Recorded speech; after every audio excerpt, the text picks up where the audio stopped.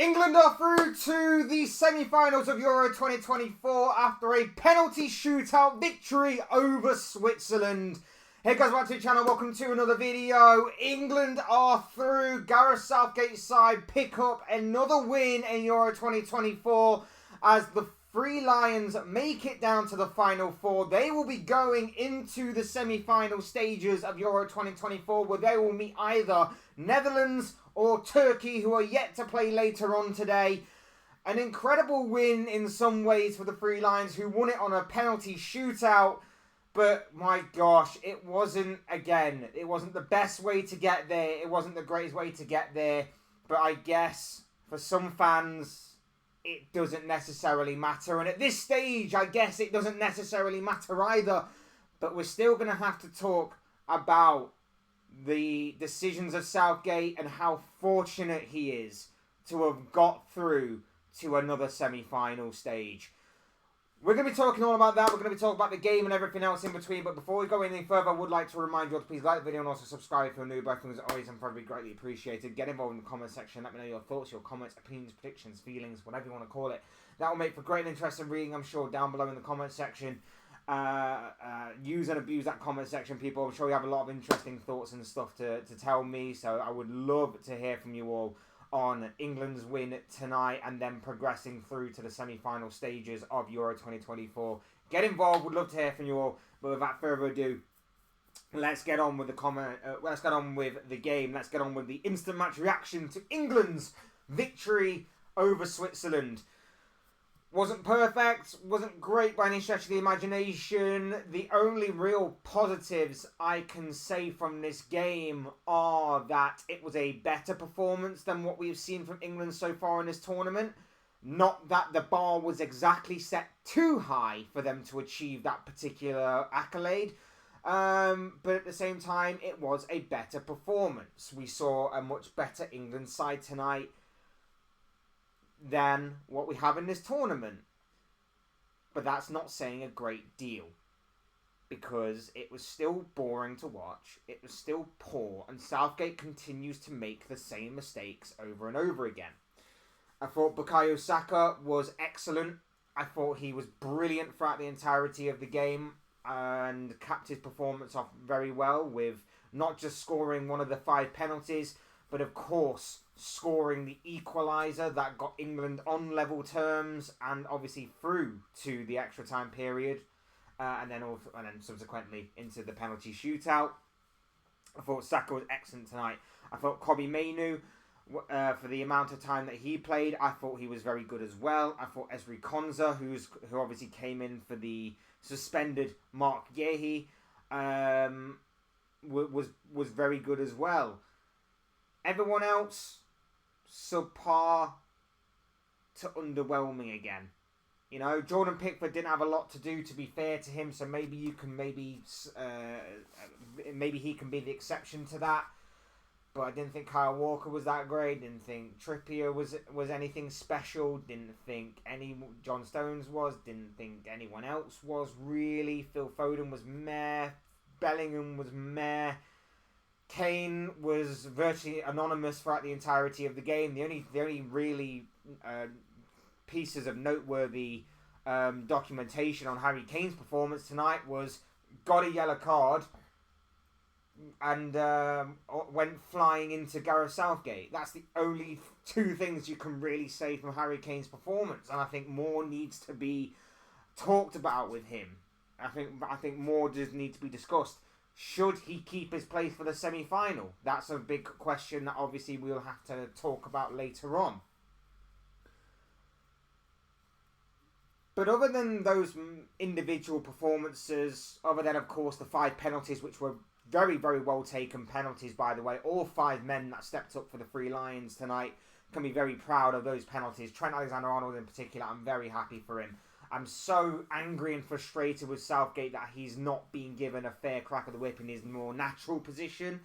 And I think that him choosing Walker and tonight Trippier over Trent in a more natural right back / right wing back position is a crime. The fact that he's not been given many minutes, he was only given 6 minutes tonight. He gets obviously to take the winning penalty in the end. But it could have gone drastically wrong. Had he missed, he would have definitely been hung out to dry by Gareth Southgate and been used as Southgate's scapegoat. But luckily, unfortunately, that's not the case. So happy for Trent, so happy for the 5 players that took their penalties tonight. And look, I will be fair and I will be completely honest. Tonight, yes, better performance. I thought the way that the first half played out, I thought England were very good in, ironically, neutralising Switzerland and the threats that they possess. I thought Switzerland were underwhelming. I was expecting a bit more from the Swiss, in all honesty.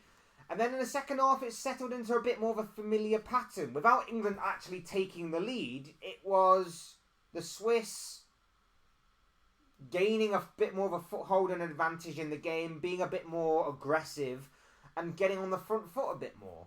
And that's what happened as the game wore on. The Swiss eventually get their goal. Very well taken, very well worked goal. And then you're thinking, right, 75 minutes have been played. Switzerland have scored with their only real first attack of the game.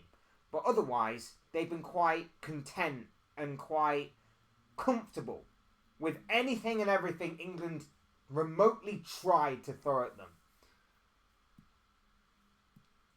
We're 75 minutes in. England have not had a single shot on target. We've not even made a single substitution. And yet Southgate is again reactionary to England falling behind. England fall behind, and ironically the subs don't make a great deal of difference. Saka just smashes one in from the edge of the area. Again, brilliantly well taken goal from Saka. Well deserved from his performance tonight. But again, why are we waiting 75 to 80 odd minutes before we are making a substitution? Why are we waiting that length of time, despite the fact Harry Kane had done nothing, despite the fact you've got your main creative outlet in Trent Alexander-Arnold just sat there on the bench? I know Palmer came on with 75 minutes just after the goal, but even so, he should have been on about 20 minutes earlier. Luke Shaw came on to get some minutes under his belt. You know, the guy who pretty much I was terrified was going to come on, make one sprint and pull up with another hamstring injury. Yeah, he came on rather than Trent. It was a shambles from Southgate. Yet again, man management style, an utter shambles. And yet again, this guy has got another get out of jail free card, in which he used this time on Bukayo Saka to bail him out of jail. Saka, another piece of individual brilliance, another piece of individual talent and quality. No doubt about it, I'm not taking anything away from Bukayo Saka. Brilliant play, brilliant goal, stepped up when it mattered most for England. But once again, this manager is bailed out by a piece of individual talent and brilliance. If we win this competition, which, let's face it, we've been so underwhelming and poor that, you know, we probably don't deserve to win it in the presence of how we played and how we got here. But if we're down to the final 4 and with one of Netherlands or Turkey next, it's very much a winnable game. It very much is a winnable game. If we win this, it is not going to be down to the brilliance and mastermind tactics of Gareth Southgate. It's going to be down to the individual brilliance of the likes of Bukayo Saka, Jude Bellingham, Jordan Pickford maybe. Penalty shootout. Saved obviously the first penalty from Akanji. You can nail it down to those 3 specific moments in general. Maybe there are 1 or 2 more individual moments to come in the semi-final. We'll obviously have to wait and see. And maybe subsequently the final if England obviously get there. But it is not in any way, shape or form down to this manager. Who, by the way, everyone was, in the build-up to the game, everyone was like, oh, he's going to play 3 at the back. Oh, he's going to play 3 at the back. He's gone for radical changes. He's going to play 3 at the back. We knew that as... If anyone actually followed Gareth Southgate, we knew as England fans, it's not a back 3, it would have been a back 5. They set up that way, and they tried to, I don't know what it was. It was almost like they tried to trick the Swiss into believing that they were going to play a back 3 or back 5, because they instantly set up with no real change at all. with no real change at all. It was still Trippier. It was just this time Trippier was at left back, and Kyle Walker was at right back as usual. Saka was right wing still, and the only difference is that I think Walker was playing a bit more introverted and a bit more inverted, and of course the one and only change being Mark Gahey, who was suspended, and Ezri Konsa came in for him. That was the only change that Southgate made. I don't know too many squads that can have a pretty much or very much the same starting 11 and manage to change formation that drastically, but then not change formation at all. Everyone was saying like, Saka's going to be left wing back, and Trippier's going to be right wing back, and it's going to be a case of two false number 10s or whatever it is in Bellingham and Foden, and they're going to pack out the middle of the pitch, and it's going to be super narrow with Saka on one side and Trippier the other being the outlet side of either wing. And then he just does the same thing again. He does the same thing he did last game, the game before that, the game before that, and the game before that on the opening game of the tournament. This guy does not learn from his mistakes. And that's why I think ultimately it will be his downfall. Because if Spain get us in that final, we are doomed. If France get us in that final, and France are another team who are not exactly the most exciting to watch in this tournament, but they are another team that relies on individual brilliance and individual moments. And I would say that out of the two teams, even though the French have not been that great, France will still win that game purely based on having better individual talents, in my opinion, an insane squad depth, and of course an experience and a know-how of actually winning.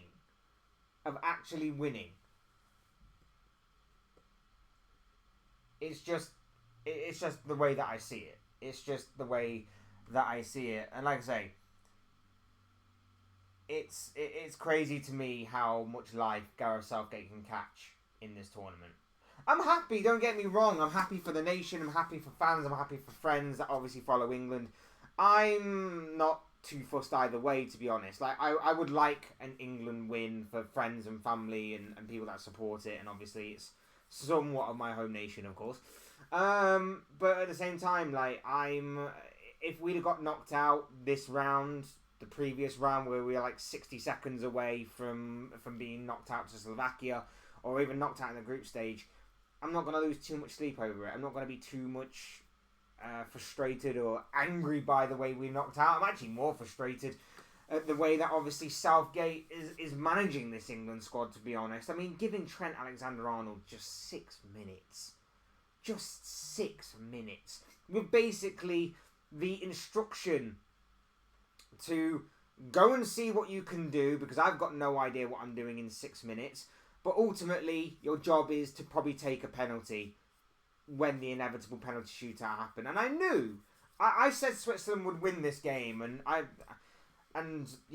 still would have stood by that prediction no matter what. But I somewhat knew as the game was going on that the later and later it got, the more and more that the penalty shootout dawned upon the game.